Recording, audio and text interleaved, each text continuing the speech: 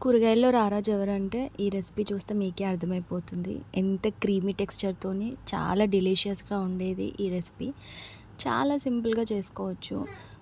కొబ్బరి, గసగసాలు ఇవేమీ లేకపోయినా కూడా అంటే నేనైతే నా స్టైల్‌లో పల్లీలు, నువ్వులు, మిరియాలు, లవంగాలు, 2 ఇలాచీలు, ఒక చెక్క, ఇంకా ధనియాలు ఇవన్నీ డ్రై రోస్ట్ చేసుకొని మిక్సీ పట్టేసుకొని అందులో పచ్చి ఉల్లిగడ్డ, టమాటా, ఉప్పు, కారం, పసుపు, అల్లం ఎల్లిగడ్డ పేస్ట్ అన్నీ వేసి మంచిగా మిక్సీ చేసేసుకొని వంకాయలు ఫ్రెష్గా కడిగి పుచ్చులు లేకుండా కోసేసుకొని మిశ్రమంని దాంట్లో పెట్టేసుకోవాలి. మామూలు అయితే ఇలా చూస్తుందో చూడండి తిందామన్నట్టు, కానీ నేను తిననీయట్లేదు వంకాయలు కదా అని చెప్పి.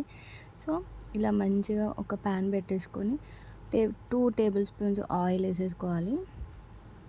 మంచిగా ఆయిల్ హీట్ అయిన తర్వాత ఇవన్నిటిని అందులోకి ట్రాన్స్ఫర్ చేసుకొని ఒక 5 మినిట్స్ హై ఫ్లేమ్లో ఉంచుకొని తర్వాత సిమ్లో పెట్టుకోవాలి. ప్రాసెస్ అంతా నేనైతే సిమ్లోనే చేసేసుకుంటాను.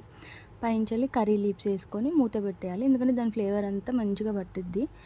దాని తర్వాత మిగిలిన పేస్ట్ వేసేసి మంచిగా వాటర్ పోసేయాలి. వాటర్ పోస్తే ఏంటంటే ఈ పేస్ట్ అంతా చిక్కదనం అనేది అందులో ఇంకిపోయే కొద్దీ మంచిగా వస్తుంది అనమాట. ఆ అరోమా రూమ్ అంతా నిండిపోతుంది. సిమ్లో నేను చేసిన కర్రీ ఇంతేనండి. నా స్టైల్లో నేను చేసుకునే గుత్తి వంకాయ. Thank you for watching. వీలైతే ఒక చిన్న లైక్ ఇవ్వండి. Good night. ఈ వీడియో ఎవరైతే చూస్తున్నారో ఈ టైంలో నైట్లో వాళ్ళకి good night, sweet dreams, bye.